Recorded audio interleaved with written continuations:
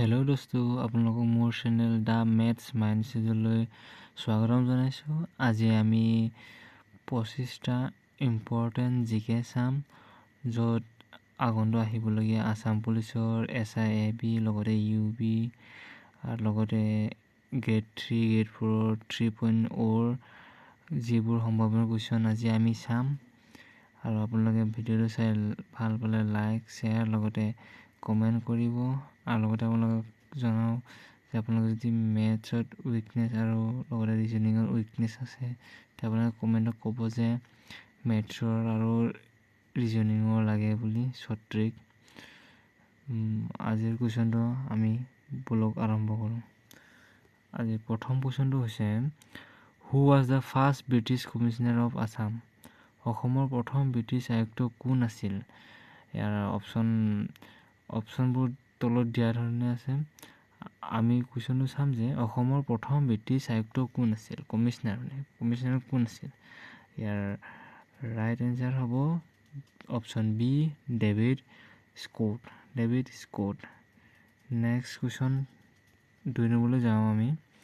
Who was the first speaker of the Assam assembly?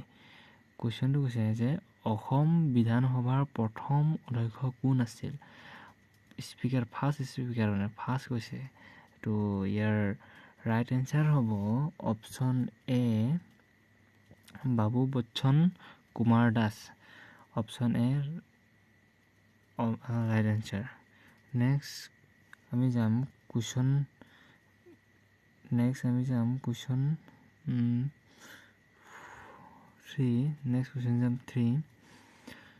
3। Which year the Kachari kingdom was annexation by British? কোন বছৰত কছাৰী ৰাজ্য ব্ৰিটিছে নিজৰ অধীনলৈ আনে? কুৱেশ্যন কৈছে যে কোন বছৰত কছাৰী ৰাজ্যৰ ব্ৰিটিছে নিজৰ অধীনলৈ আনে? ইয়াৰ ৰাইট এনচাৰ হ'ব অপশ্যন চি 1832 চনত কছাৰী ৰাজ্য ব্ৰিটিছৰ নিজৰ অধীনলৈ যায় মানে সেইটো কৈছে। এতিয়া আমি কুৱেশ্যন নম্বৰ 4টো চাওঁ।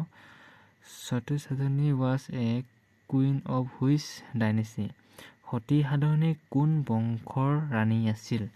সতী সাধনী কোন বংশৰ ৰাণী আছিল কুৱেশ্যনটো কৈছে। তাৰ ৰাইট এনচাৰ হ'ব অপশ্যন চি চুতীয়া ৰাজ্যৰ আছিল ৰাণীটো। Next 5 number question. Srimanta Sankardev died in the year? Srimanta শংকৰদেৱৰ মৃত্যু কেতিয়া হৈছিল? এই কুৱেশ্যনটো সুধিছে যে শ্ৰীমন্ত শংকৰদেৱৰ মৃত্যু কেতিয়া হৈছিল?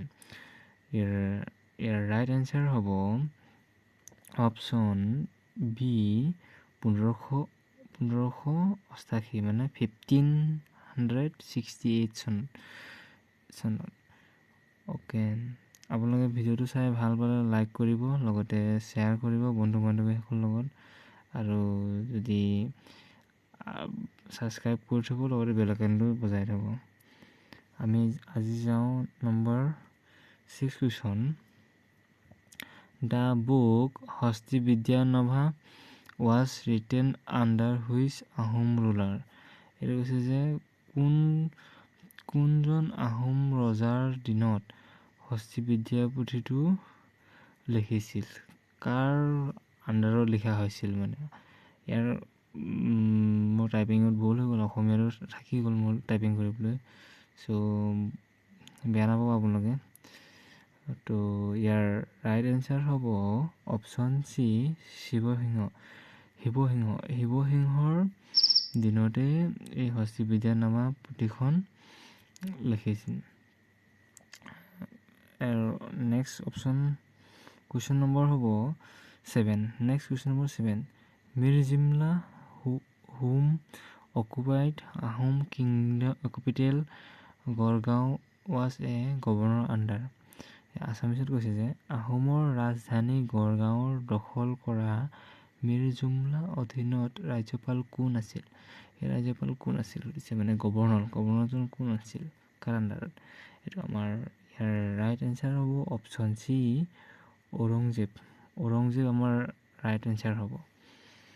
Next question number 8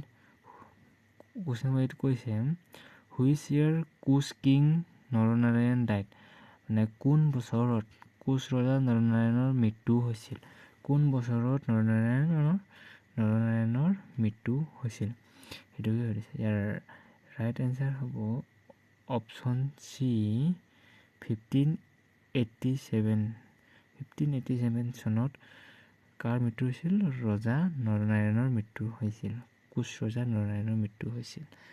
okay, next আমি চাম question number 9 name the Ahom king who married the Koch princess Mangala Devi. কুৱেশ্যনটো অসমীয়াত কৈছে যে কোচ ৰাজকুমাৰী মংগোলা দেৱীক বিয়া কৰাই দিয়া আহোমৰ ৰজাৰ নাম কি, মানে কোনে বিয়া কৰিছিল আৰু মংগোলা দেৱীক কোন কোচ ৰাজকুমাৰী যি মংগোলা দেৱী তাক কোনে বিয়া পাতিছিল, কোন আহোম ৰজাই বিয়া কৰাইছিল। ইয়াৰ ৰাইট এনচাৰ হ'ব option D Pratap Singha will be right answer, option D. Next question হৈছে question number 10 who was the second in leadership next to Lachit Borphukan during the battle of Saraighat. কুৱেশ্যনটো কৈছে যে শৰাইঘাট যুদ্ধৰ সময়ত লাচিত বৰফুকনৰ পাছত কোনজন ৰজাই দ্বিতীয় নেতৃত্ব লৈছিল, মানে ধৰি লওক মানে ছেকেণ্ড ফাৰ্ষ্ট যেনিবা ধৰি লওক কোন আছিল লাচিত বৰফুকন, তাৰপিছত মানে ছেকেণ্ডটো কোনে লৈছিল সেইটোকে সুধিছে কুৱেশ্যনত। ইয়াৰ ৰাইট এনচাৰ হ'ব অপশ্যন ডি অতন বুঢ়াগোহাঁয়ে আমাৰ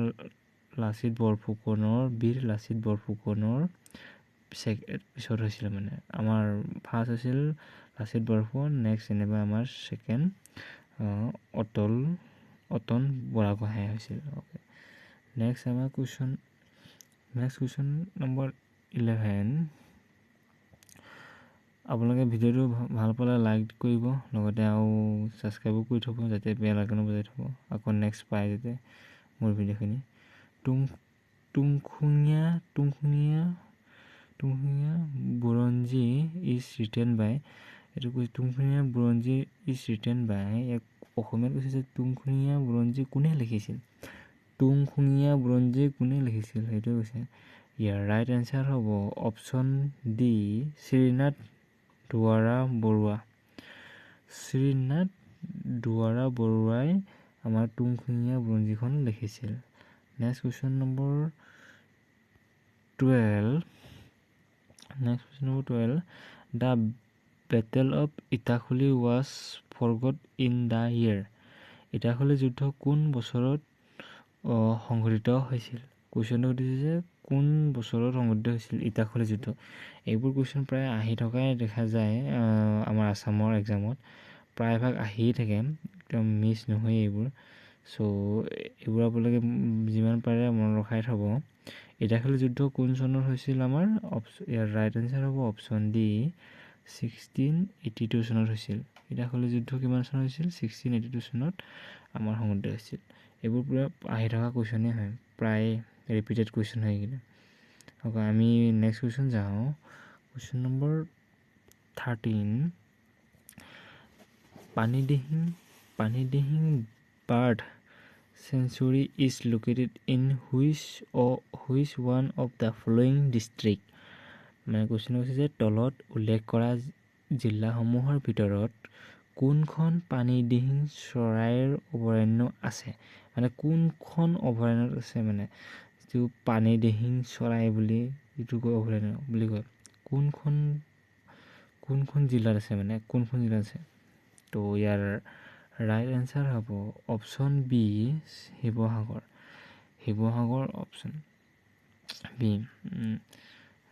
নেক্সট কুৱেশ্যন হ'ব 14 number who was the first martyr of 1942 revolution in Assam. এইটো ইংলিছত এইটো অসমীয়াত এতিয়া ক'ব অসমীয়াত চাব লাগে অসমৰ 1942 চনত ৰেভলিউটিৰ প্ৰথম শ্বহীদ কোন মানে এই কেৰালা ৰেভলিউটিৰ মানে যিটো যুদ্ধ মানে যিটো বিদ্ৰোহ সেই বিদ্ৰোহত প্ৰথম শ্বহীদ কোন ঘটিছে আমি চবেই জানো ইয়াৰ ৰাইট এনচাৰ কি হ'ব আমাৰ ইয়াৰ ৰাইট এনচাৰ হ'ব অপশ্যন এ কনকলতা বৰুৱা ইয়াৰ ৰাইট এনচাৰ কি কনকলতা বৰুৱা নেক্সট কুৱেশ্যন যাম আমি next question 15 number question the first peasant uprising against the British was known as এই কুৱেশ্যনে কৈছে যে ব্ৰিটিছৰ বিৰুদ্ধে প্ৰথম কৃষক বিদ্ৰোহ কি নামেৰে জনাজাত আছিল আমাৰ কুৱেশ্যনটো সুধিছে যে ব্ৰিটিছৰ বিৰুদ্ধে প্ৰথম কৃষক বিদ্ৰোহটো কি নামেৰে জনাজাত আছিল ইয়াৰ ৰাইট এনচাৰ হ'ব অপশ্যন এ ফুলগুৰি ধাৱা এইবোৰ কুৱেশ্যন প্ৰায় আহা দেখায় প্ৰায় ৰিপিটেড কুৱেশ্যন সেইকাৰণে ময়ো প্ৰায়বোৰ ৰিপিটেড কুৱেশ্যনবোৰ লৈছোঁ লগতে আৰু আপোনালোকক যিবোৰ আহিব লগা সম্ভৱ সেইবোৰ মই আপোনালোকক কুৱেশ্যন ইয়াত কৰাইছোঁ নেক্সট কুৱেশ্যন যাওঁ আমি 16 number question the highest concentration of forest in the state of Assam occurs in Assam ৰাজ্যৰ ভিতৰতে কোনখন বনাঞ্চলৰ সৰ্বাধিক ঘনত্ব দেখে মানে ক'ত বেছি সৰ্বাধিক ঘনত্ব আছে সেইটোৱে সুধিছে কুৱেশ্যনটো ইয়াৰ ৰাইট এনচাৰ হ'ব অপশ্যন এ কাৰ্বি আংলং আপোনালোকে চবেই জানেই কাৰ্বি আংলঙৰ বনাঞ্চলটো সৰ্বাধিক ঘনত্ব হয় বুলি অ'কে নেক্সট কুৱেশ্যন যাওঁ আমি question number 17 the district which was scrap for Assam and was given to East Pakistan in the year 1947 was এইটো ইংলিছৰ স্পেলিং টাইপিংটো ভুল হ'ব পাৰে মোৰ টাইপিংটো ভুল হৈছে নিচিনা লাগিছে অসমীয়াতে চাওঁ অসমৰ পৰা বিচ্ছিন্ন হৈ 1947 চনত পূব পাকিস্তানক দিয়া কোনখন জিলাখন আছিল মানে কোনখন জিলা আমাৰ মানে অসমৰ পৰা বিচ্ছিন্ন হৈ পূব পাকিস্তানত হৈছিলগৈ সিহঁতৰ লগত সংলগ্ন হৈছিল এইটো নতুন কুৱেশ্যন সেইকাৰণে আপোনালোকে ভালকৈ চাই থ'ব যাতে পৰীক্ষাত আহিলে আপোনালোকে পাৰে আৰু ইংলিছ টাইপিংটো অলপ ভুল হৈছে আপোনালোকে বেয়া নাপাব তো এইটো ৰাইট এনচাৰ হ'ব option B Sylhet will be right answer next question number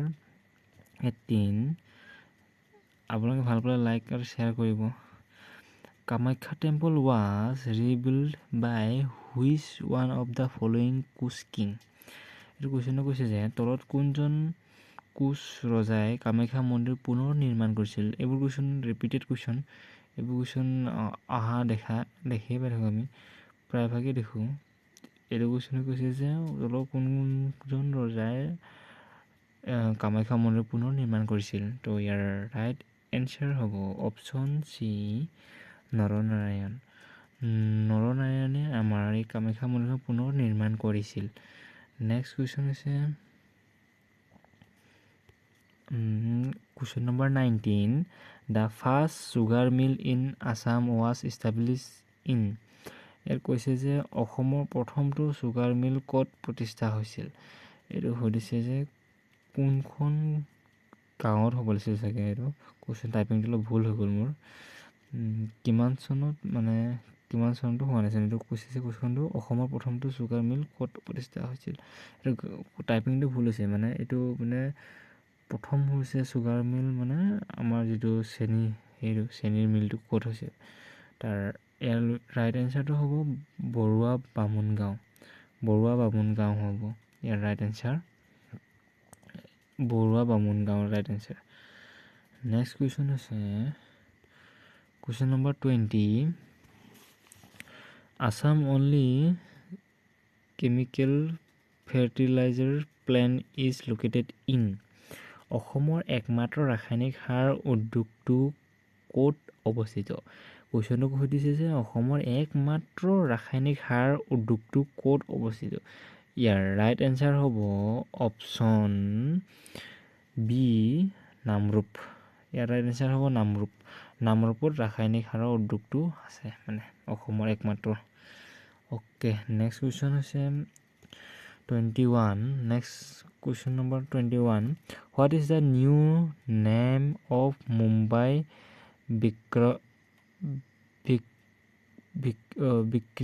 Vikram নেকি? বিক্ৰিকাৰ ভৱন। টাইপিঙে ভুল হৈ আছে মোৰ এই ইংলিছৰ। অ'কে, আপোনালোকে অসমীয়াত চাওক। মুম্বাইৰ বিক্ৰিকাৰ ভৱন নতুন নাম কি? মুম্বাইৰ বিক্ৰিকাৰ ভৱনৰ নতুন নাম কি? কুৱেশ্যনটো সুধিছে। ইয়াৰ ৰাইট এনচাৰ হ'ব GST ভৱন হয়। নেক্সট কুৱেশ্যন হ'ব 22. দ্য অথৰ অফ অসমীয়া সাহিত্য বুৰঞ্জী। কুৱেশ্যনটো সুধিছে যে অসমীয়া সাহিত্যৰ বুৰঞ্জীৰ লেখক কোন? এতিয়া অসমীয়া সাহিত্যৰ বুৰঞ্জীৰ লেখক হৈছে আমাৰ option C Debendranath Bezbaruah. Option C is a right answer, Debendranath Bezbaruah. Next question 23. Who had established the Varman dynasty in Assam? কোনে অসমত বৰ্মন বংশ প্ৰতিষ্ঠা কৰিছিল? কোনজন ৰজাই বৰ্মন বংশ প্ৰতিষ্ঠা কৰিছিল অসমত? তাৰ ৰাইট এনচাৰ হ'ব অপশ্যন এ পুষ্য বৰ্মন। এইবোৰ কুৱেশ্যন প্ৰায়ভাগে অহা দেখা পায় পৰীক্ষাত। চ' আমি এইবোৰ মিছ কৰিব নালাগে। উজু হ'লেও আমি চাই থাকিব লাগে, কাৰণ যাতে আমি পৰীক্ষাত পাহৰি নাযাওঁ। নেক্সট কুৱেশ্যন হৈছে which Charaideo shifted the capital of the Ahom kingdom for Gargaon to Rangpur? তো ইংলিছত অলপ টাইপিংটো ভুল হৈছে। কোনজন ৰজা স্বৰ্গদেৱে আহোম ৰাজ্যৰ ৰাজধানী গড়গাঁৱৰ পৰা ৰংপুৰলৈ স্থানান্তৰ কৰিলে? কোনজন ৰজাই মানে এই যিটো চৰাইদেউৰ কেপিটেলটো ক'ত গড়গাঁৱটো ক'ত লৈ গ'ল? ৰংপুৰ লৈ গ'ল। ৰাইট এনচাৰ হৈছে option D Rudrasingha. Next question number 25. Which Ahom king is also' known as Bamuni Konwar? কোন আহোম ৰজাক বামুণী কোঁৱৰ বুলি জনা যায়? ইয়াৰ ৰাইট এনচাৰ হৈছে অপশ্যন বি চুডংফা। ইয়াৰ ৰাইট এনচাৰ চুডংফা। এতিয়া আপোনালোকে যদি ভিডিঅ'টো চাই ভাল পালে লাইক শ্বেয়াৰ লগতে কমেণ্ট কৰিব। আপোনালোকে কোনটো ৰিজনিং উইক আছে যদি ৰিজনিঙত আপোনালোকে কমেণ্ট কৰিব। ৰিজনিঙত শ্বৰ্ট ট্ৰিক লাগে বুলি, লগতে মেথছত শ্বৰ্ট ট্ৰিক লাগে বুলি ক'ব আপোনালোকে। মই তেতিয়াহে আপোনালোকৰ নতুন ভিডিঅ'টো আনিবলৈ মই সুবিধা হ'ব। ত' আপোনালোকে ভিডিঅ'টো চালে লাইক আৰু শ্বেয়াৰ কৰিব, লগতে ছাবস্ক্ৰাইবো কৰি থ'ব, যাতে মোৰ ভিডিঅ' পালে আপোনালোকে আকৌ বেল আইকন বজাই থ'ব, যাতে আপোনালোকে পালে মানে ভিডিঅ' দিয়াৰ লগে লগে আপোনালোকে পায়। আৰু আপোনালোকে ভিডিঅ'টো যদি ভাল হৈছে লগৰ বন্ধু বান্ধৱীসকলৰ লগত শ্বেয়াৰ কৰিব। এইবোৰ কুৱেশ্যন প্ৰায় অহাই দেখা পায় পৰীক্ষাত, আৰু এইবোৰ উজুৱে অহা দেখা পায়। তো আপোনালোকক নেক্সট হোমৱৰ্ক বুলি দিছোঁ এটা। The Phulaguri uprising took place in কিমান চনত ফুলগুৰি বিদ্ৰোহ সংঘটিত হৈছিল? ইয়াৰ আপোনালোকে এনচাৰটো ক'ব। ইয়াৰ এনচাৰটো আপোনালোকে কমেণ্টত ক'ব। ঠিক আছে, থেংক ইউ। আপোনালোকে ভিডিঅ'টো চোৱাৰ বাবে থেংক ইউ। নেক্সট আমি পাৰ্ট 2 আনিম মই। থেংক ইউ ফৰ ৱাচিং। বাই বাই দোস্ত।